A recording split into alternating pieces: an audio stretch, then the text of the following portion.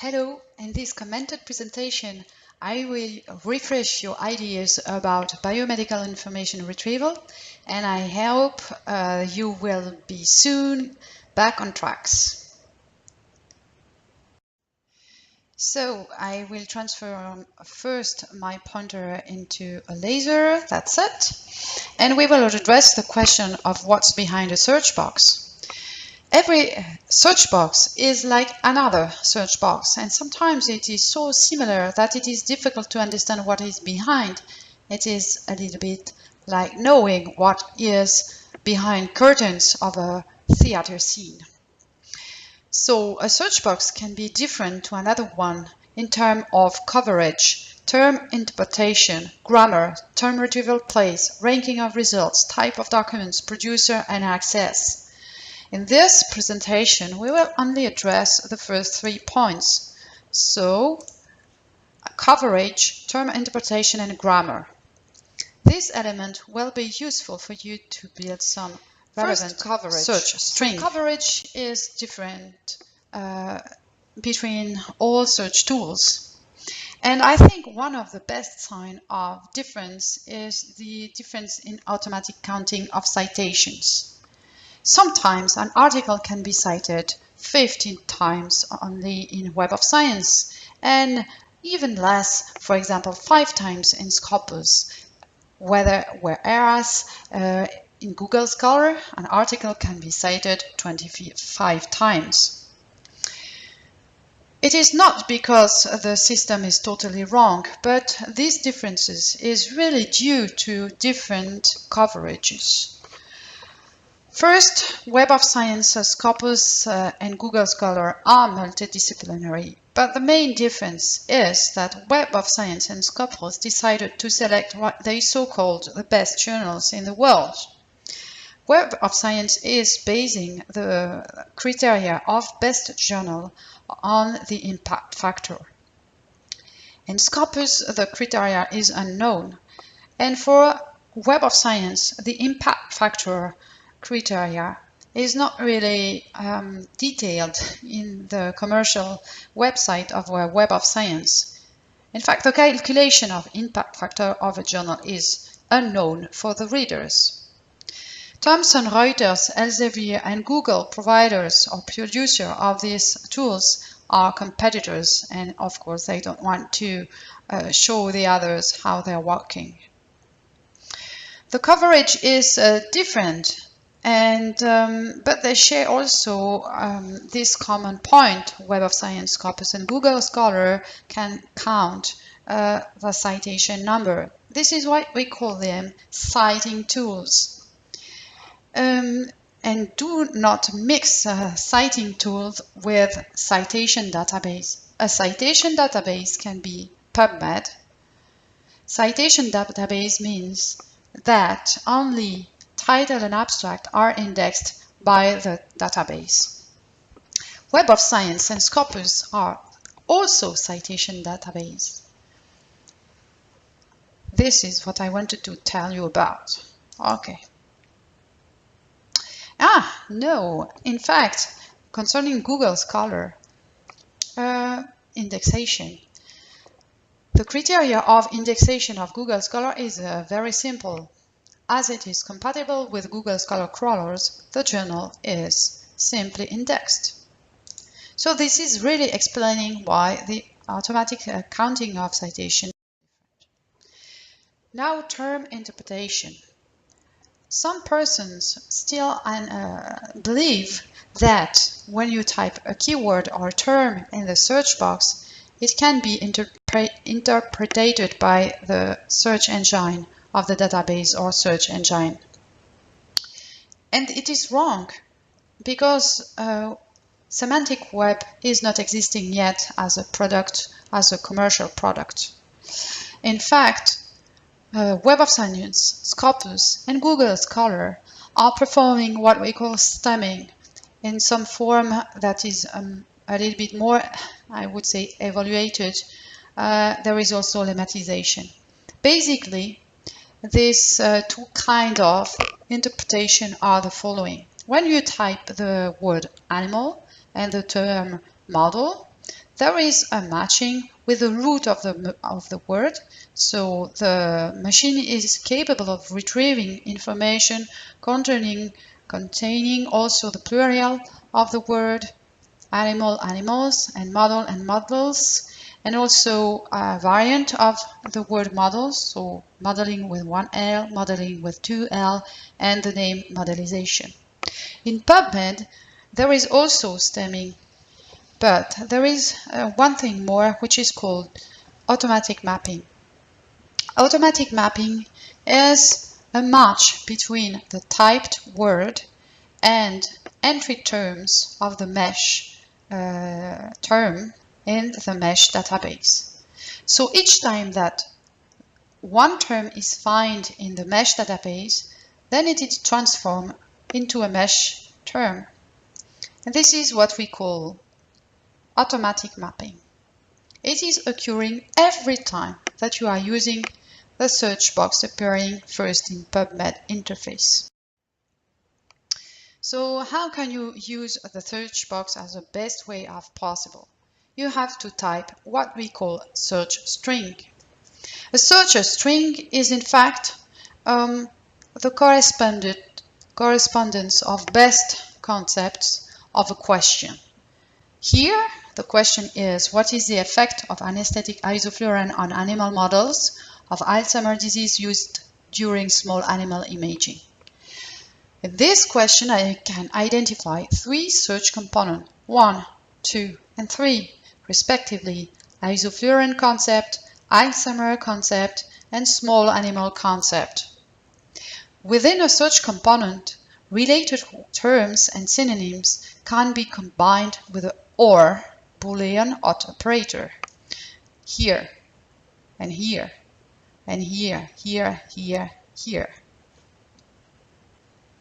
And Boolean operator has to be used between search component as a combination to say I want to combine the concept 1 and 2 and 3 together.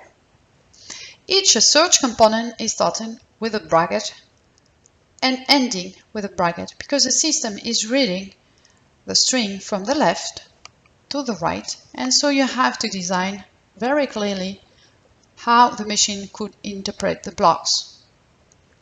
You can use also quotation mark to ask the machine to look for adjacent terms or expression. The wildcard is replacing some characters at the right of the word. And if I put, for example, a star after the word rat, the system will also find rating, which is not corresponding to the concept I want. So I would suggest that concerning variation of a term, sometimes it is much more powerful to type them by hand to avoid irrelevant results. As I told you, a search string is automatically mapped by PubMed. So if you type this search string like this, with only brackets and Boolean operators, there is an automatic interpretation, kind of interpretation or transformation of your query. The system analyzes the first word here, then the second word here, and the third word here. Here there is no quotation mark, so I made it on purpose to show you that it is unable to match these two terms together, and it will try to find a match with a merge term database, and here it was found. So it means that the word ether is added automatically to your search, generating a lot of noise. So how to keep control on your search and to avoid this noise? Let's have a very quick look on what are mesh terms. Please refer to the very good PubMed tutorials to know more about mesh terms and mesh trees. So a mesh term is a controlled vocabulary term which is used by human indexers. So human indexers are saying, oh, this article is concerning mainly this and this and this subject. Even this term is not appearing in the article. Most interestingly, the mesh words are organized with a tree. We call this mesh tree, ranged from the most general to the most specific one. For each mesh term, there are entry terms. So if you type in the search box of PubMed some terms, there is an automatic detection of these entry terms, and if one is matching, then it will convert your typed term into a mesh term. One mesh term can contain also what we call subheadings, which are kind of qualifying meaning. So, for example, a subheading can be you can be interested in aspects of how to analyze Alzheimer's disease, or for example, diet therapy, or what can be give to patient as a diet to increase the performance, cognitive performance for Alzheimer's when they've got Alzheimer's disease. These subheadings are terms that can be common between mesh terms. So, when you've got such a string articulated with and or, you need in fact to transform this query by the use of what we call field tags and wildcards also. When you are using wildcards and field tags, you are deactivating this automatic mapping. You are controlling your search.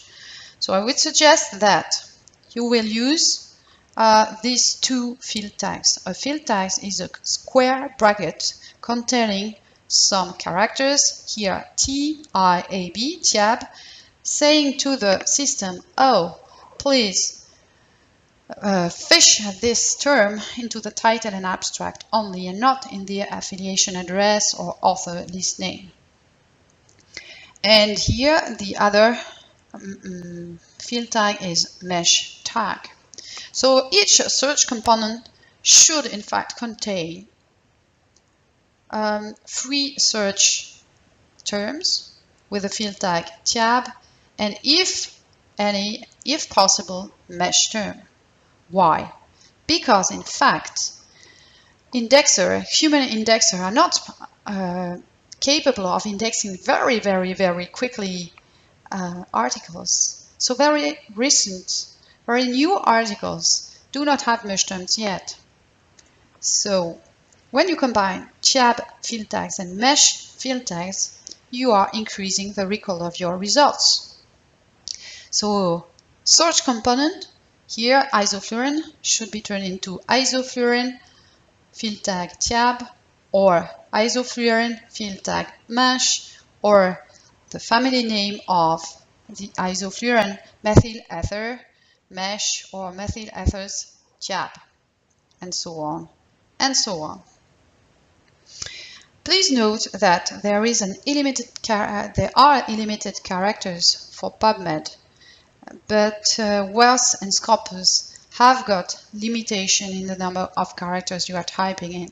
So to perform a systematic review, it is better to use PubMed or Embase.